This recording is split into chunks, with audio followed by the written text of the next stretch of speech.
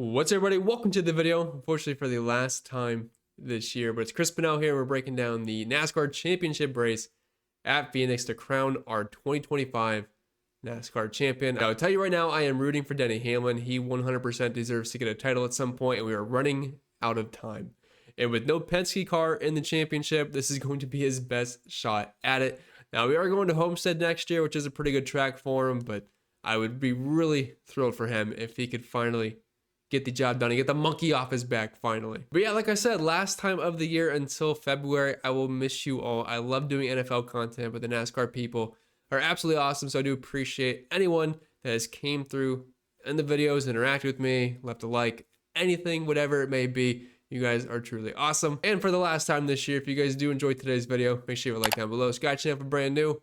Let's dive right into it. All right, let's talk some strategy here for Phoenix. We have 312 laps on tap. So that means 900 points. Once again, going to be pretty important. Not as important as they were last week, but still enough to where you're going to win at least 2 dominators per lap. Now, typically, I'd say most years, I usually say you just play 2 of the championship drivers, which might be perfectly fine this week. We'll have to see how practice, how qualifying goes. It's not always going to be the case where the championship drivers are running in the top 4. Of course, we do have 4 worthy contenders this year in Denny Hamlin, Chase Briscoe, William Byron, and Kyle Larson. But I would say the 2 best drivers at Phoenix over the past couple of seasons, Joey Logano, Ryan Blaney, Christopher Bell, they're not in the championship, but that does not mean they're going to be out to lunch and not try in this race. I would say Penske has a bit of an advantage in the fact that not one of their cars is in there, so their resources aren't going to one or the other. So, or there's also not a Ford in the championship for, so they're going to be just full go. It's not like Ryan Blaney's sacrificing for Logano in the championship or whoever it may be. Now, Christopher Bell, he's got 2 teammates in there. I'm sure the teams are kind of more so focused on them this week, so that is something to think about. And the first visual we're going to look at is Phoenix performance in the next gen era, which is a 7-race sample size since 2022. Ryan Blaney, William Byron, kind of in their own tier up top. Now, Ryan Blaney did have a DNF, I believe, early in the season when his engine blew, which we had that issue at Homestead as well. They, of course, have fixed that since. But yeah, Ryan Blaney has been incredible at Phoenix. William Byron's been really good at just staying up front, running very well, not really having issues of being in traffic. Christopher Bell's very good here. Kyle Larson, Denny Hamlin, but they're definitely in that next tier. So that does bode well for William Byron's chances if he can qualify well here, but we'll have to wait and see. And then if we look at the 2025 performance at the short flat tracks, which is a 7-race sample size currently, you still see the 2 same drivers up top, Ryan Blaney and William Byron, and basically the same set of drivers in that next tier. Denny Hamlin, Christopher Bell, Joey Logano gets bumped up a little bit, Kyle Larson, Chase out a little bit lower than I feel like where he should be. He tends to run very well at the short flat tracks, so maybe Martinsville bumps up his numbers just a tad specifically. Then after those guys is definitely a bit of a drop off. And honestly, I think that's kind of surprising that Chase Briscoe is a bit lower on this list. I do think he'll be better on Sunday considering he's in the championship. And I don't know, maybe they always give him a little bit of 5 extra horsepower for those championship Final 4 drivers. But not that it should be any surprise, but our winner is very, very likely going to come up from that top right group plus Chase Briscoe. And we'll move on to the driver-by-driver breakdown, but we have to mention one thing first. It's a free video, guys. So let me do my plug and feed the dog. But it is the last race of the season, so it wouldn't make any sense to sign up for any of the NASCAR stuff, although you can get a week 4 free if you do want to sign up. But I have tons of content on here for NFL, for the main slate and flagship showdowns, optimizers. Of course, I'll have all 3 series for Cup, Truck, and Xfinity this weekend. We have NBA going on currently, so if you want to come in and check it out, you know where to find it. Link can be found down below. All right, it's the next day, and practice and qualifying has concluded. And I gotta say, I mean, not really too surprised with qualifying. There's not really any like major chalk pieces. Now down low, we do have a few guys that are going to offer us a good chunk of place differential. And guys like Bubba Wallace, Tyler Reddick, Christopher Bell, they're starting at least mid-pack.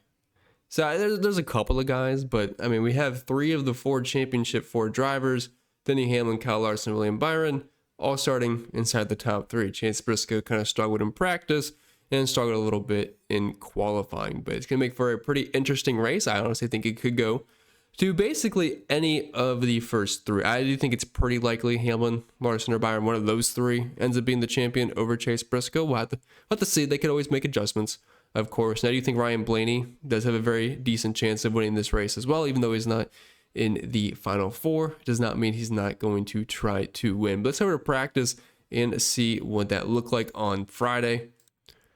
And looking at the consecutive lap averages, as you can see, Ryan Blaney was incredible. Looked like the fastest car overall. And Penske has historically been very, very good at Phoenix. They were extremely good at New Hampshire, a recent short flat track race we had that's somewhat similar to Phoenix, probably more so than Martinsville, but Ryan Blaney was also incredible at Martinsville. And you guys know I'm a big Ryan Blaney fan. Sucked that he got moved out of the way by William Byron. It was fair racing. All was well there, but really sucked to not see Ryan Blaney take it home, because I would say right now he would be the championship favorite, if not. Ross Chastain also ranked pretty high here. William Byron, first Final Four driver. Chase Elliott, Denny Hamlin, which if you're looking at the 10, 15, 20 lap runs, they're going to look pretty bad there. But when we look at the lap by lap data, I'm pretty sure during his run, they ended up having a caution, which makes those numbers look very skewed. So that's why you can't always take consecutive lap runs at face value, because if you kind of peel underneath, it tells a bit of a better story. So let's head over to that right now. We'll look at the lap by lap data. And everyone's on the track at the same time, so we don't have any groups this week. But ranking first, even in this, Ryan Blaney. So he's first in the consecutive lap runs, first in the overall lap by lap data. He should have a rocket ship this week. Chastain's also very high. And as you can see, Denny Hamlin ranks very strongly here. So I would not be too concerned with the consecutive lap runs you see there, because that kind of takes away things like a bad lap that could potentially, say you have to bring it in on lap 10 or someone has a caution, it kind of just kills your run during that. Cindric, another Penske car, not overly surprised about that. Ty Gibbs is cheap this week, does offer place differential, practice pretty well. Might be a bit of an interesting play. Chase Elliott also has place differential. William Byron a little bit lower. There's Kyle Larson a little bit lower. Then I believe Chase Briscoe. Yeah, he's right there. I don't know. I just skipped over him, I guess, but right above William Byron. But at least in this, Denny Hamlin did look very strong. Trying to see if there's any surprises that we have down here, but I wouldn't really say so. I mean, you definitely expect Mears Ware and Case Mears to be at the bottom, and I don't really see any big names that are way further down the list than I would have expected, I guess. I do think that makes a bunch of sense to me. And I did map out here the Final Four drivers plus Ryan Blaney, because I do think he'll be a major contender in this race. And as you can see, it's kind of all chopped up. You guys having to start and stop. Like if we just highlight Ryan Blaney, lots of starts and stops here. I do filter out the like massive laps where sometimes you have like 200 seconds, and the average lap here is like around 28, 29 seconds in that range. Denny Hamlin in a similar situation there. You can see when they come in and come out. Chase Briscoe didn't really get much practice at all because of the issue. William Byron got some decent runs in there, but a little bit choppy. And then Kyle Larson, very fast on that final run. All right, so let's go driver by driver, break this all down. I believe we have, 7 guys in the 5-figure range. That would be a record for this season. I don't know about all time, of course, but it is a lot this week. Starting with Joey Logano all the way up to Denny Hamlin. We have 3 drivers, 11K and above. But I get it. It is the Final Four. These guys do tend to run up front, and based off of practice, based off of qualifying, I would say we should probably expect that in this one. But we'll start with the man of the hour, Denny Hamlin, 12 flat on DraftKings, 14K over on Pennell. I got my Denny Hamlin hat on, been wearing it all week. I am rooting for him to win the championship. As you all know, Ryan Blaney is my favorite driver, but I also have Denny Hamlin as a 1B. Love him. And obviously, I think we all know the news about his dad. So I think it would be incredible for him to bring it home and get a win for him this week. I don't know how you can root against him this weekend personally, but he put it on the pole, was very quick in practice, and he's good at short flat tracks. And I know he hasn't been the man at Phoenix in recent memory. That has basically been the Penske cars. That has been Christopher Bell. But Hamlin, I think he looks really good heading into this week, and obviously they're going all out. They have the narrative for him. If you are playing cash games, I still have to run projections and see how things stack up, because he is very expensive. I mean, like if we can get Ryan Blaney dominating for $1,300 cheaper, that could work out. But he's on the pole to short flat track. It's usually a bit harder to pass. I think it makes a lot of sense to start our lineups with Denny Hamlin, at least in cash games. And if we're trying to get a secondary dominator, I think Ryan Blaney looks very good. I know he's not in the Final Four, but that does not mean he's not going to try in this race. He wants to win. I think he thinks he deserves to be in the championship four, and he is so good. So good at Phoenix. If you're looking at the 7-race sample size here, the best average finish, the second best driver rating. Yeah, second best driver rating, second best average running position. He's been in the top 5, 6 out of 7 races, And the only reason that it's not 7 out of 7 is because of the engine issue earlier this year when he was one of the best cars there. So that should be a 7 out of 7. I do not see how Ryan Blaney is not going to be good in this race. And I believe the last time when he was not in the Final Four and Joey Logano was, Ryan Blaney was the best car in that race. And then I think my theory is he slowed down to let Joey Logano get ahead of him, and he blocked for him. But Blaney should be very quick in this race. We know how good he is at short flat tracks. So those are my two favorite guys up front in this 10K range for dominators. Now, of course, if you're building multiple lineups, you need to filter in Kyle Larson. You need to filter in William Byron. I don't think Denny Hamlin's going to run away with this race. I don't think Ryan Blaney's going to run away with this race. We're going to get multiple lap leaders. But right now, I would say Denny Hamlin and Ryan Blaney are my favorites.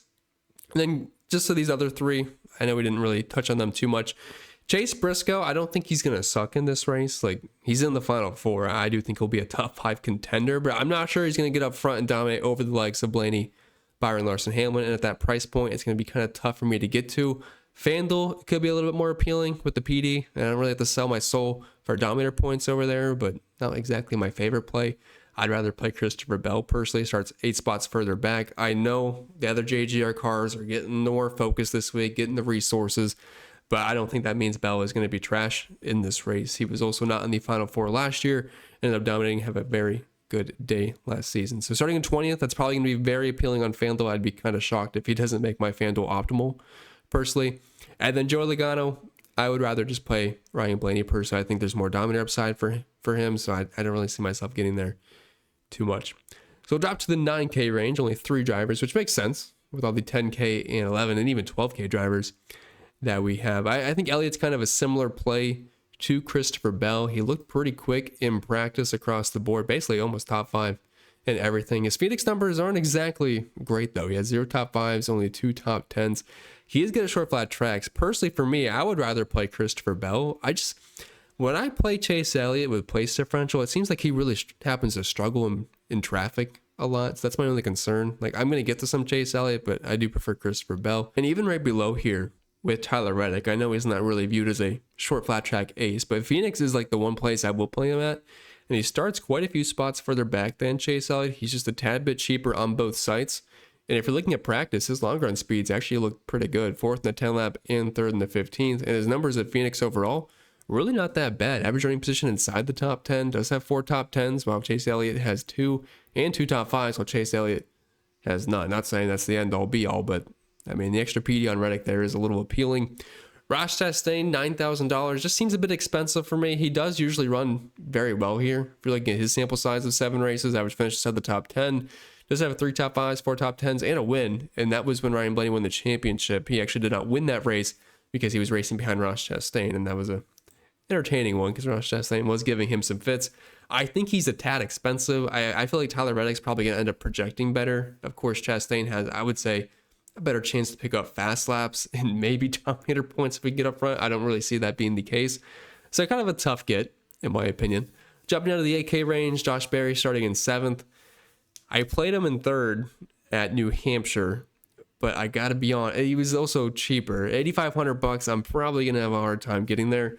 If we're looking at his Phoenix numbers, which it's hard to say because he only has 1 race in this 21 car, but they're not bad. 2 top 10s, 1 top 5.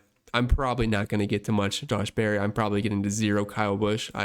He's most likely the least trustworthy driver in the series. Him, Hocevar, and Noah Gragson. That's those are the guaranteed cautions every single week besides Cody Ware. So I'm going to be out on Kyle Busch starting this far up. I think Chris Buescher starting in 9th is also a little far up. Just this 8K range does not look very appealing for me.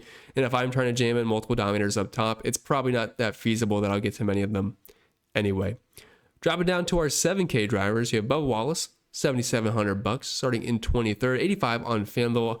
I play Bubba Wallace basically every single week, so I'm going to do it again. He was a little disappointing last week. He's one of the quickest cars in practice. He actually had some pretty solid numbers at Martinsville. Just kind of got stuck in 20th place all day. Didn't really lose too many spots, didn't really gain too many spots. Was just riding there the entire race. It was really annoying, but practice speeds would indicate he should be able to move up a little bit if you're looking at his Phoenix numbers. They're not elite or anything, but we should expect the top 20 here out of Bubba. I'm not over the moon about him, but I think at this price point, he would be a very appealing play if you're stuck in this range for a last piece cash game filler. I'm perfectly fine with that. Austin Cindric would be a tournament pivot off of him. I do think the Penske cars should be quick. Similar to Josh Berry, the problem is there's just not much room for error when you're starting inside the top 5, starting inside the top 10 for drivers that we don't normally expect to run in the top 5 and top 10. Because I think if we're just going to sit here and think about drivers that should be in the top 10, I wouldn't say Austin Cindric's probably on our list at the end of the day. That's not saying he can't. But if you are playing him, you just have to hope he rides top 6 all day and steals fast laps. But at the same time, you need other drivers to fail. Like you need Bubba Wallace to not get there. You're going to need guys like Ryan Preece and Ty Gibbs to struggle as well. So it's not just one or the other. There's just multiple moving pieces that have to go right for a risky play like that. Same can be said for Alex Bowman. I don't see myself getting there. And then 2 RFK cars to round out this 7K range. Brad Keselowski 19th. Personally, don't like it too much. Was very slow in practice. I like the teammate Ryan Preece. I was on him very heavily last week, and he actually looked like he had a race-winning car. I thought he would be solid, like a top 15, top 10 guy. No, he was a legit top 3 speed-wise. He looked really, really good. I like him at short flat tracks. Now, Phoenix is the most intermediate style short flat track that we have, but I still think Ryan Preece should be pretty solid in this one. And starting in 21st, it's not far enough back to where he's major chalk, but at this price point on both sides, he should be able to run top 20, contend for a top 15, and he always has that top 10 upside like he flashed last weekend. Ty Gibbs kicking off our 6K range. He'll be in 25th, very cheap. He was too cheap on FanDuel last week, but he faded at the very end, which kind of killed it, but he was running so well before that for only $4,800. They raised his price up $2K this week. He actually had the best 1 lap in practice. Then after that, he was basically top 10, top 15. But starting in 25th, I do think he will be a bit chalky, but I don't mind getting there just because of how cheap he is. Carson Hocevar starting in 6th. I would throw him in that same range as Austin Cindric, Alex Bowman, Chris Buescher, Josh Berry, where it's just very difficult to get to those guys. Now, I think Carson Hocevar should have speed, but he is just one of the most untrustworthy drivers every single week. If there's caution, there's 4 names you always think of first: Cody Ware, Carson Hocevar, Noah Gragson, and Kyle Busch. Austin Dillon starting in 26. I don't really see too much upside for him. Borderline top 25 contender. I think we can probably...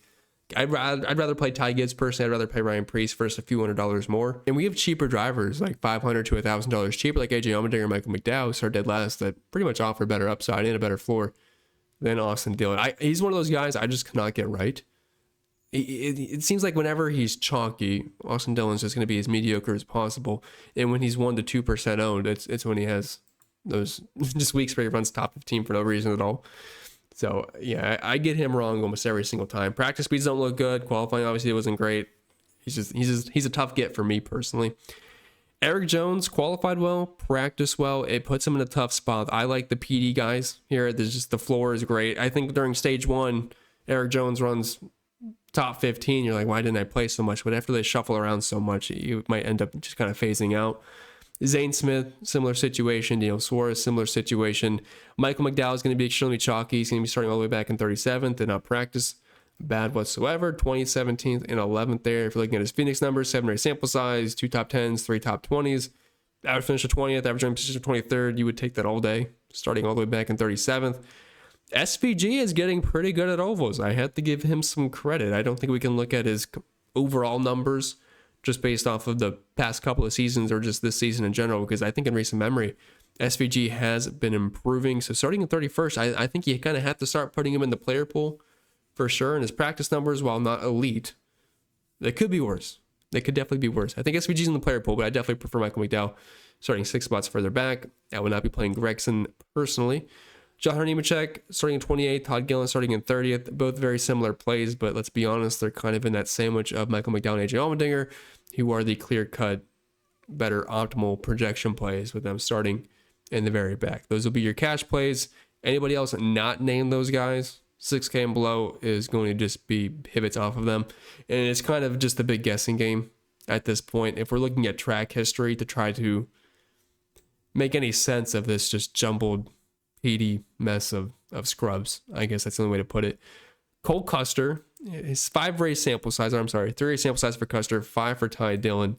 Average finish of 23rd for Ty, 21st for Cole Custer. Actually a pretty decent average running position there. Both guys have a couple of top 20s. Todd Gillen does have 4 top 20s. Not bad at the short flat tracks. If we're looking at him this year, average finish of 20th, running position of 22nd, and 2 top 10s with 4 top 20s. So I do think those guys are pretty interesting. If you are trying to jam in 3 studs up top, you're most likely going to have to go down to this punt range. So I guess guys like Cole Custer, Ty Dillon are not the worst plays, but let's be honest, AJ Allmendinger, Michael McDowell are the ones that I think we all want to get to. But with that being said, that'll do it for this season. I appreciate y'all listening all year long. Cannot wait till February to be back and doing the live streams, and we'll see you for the Clash. Then we got the duels, and then we got the Daytona 500, and I cannot be more excited. We wish you the best, and I'll see y'all next time.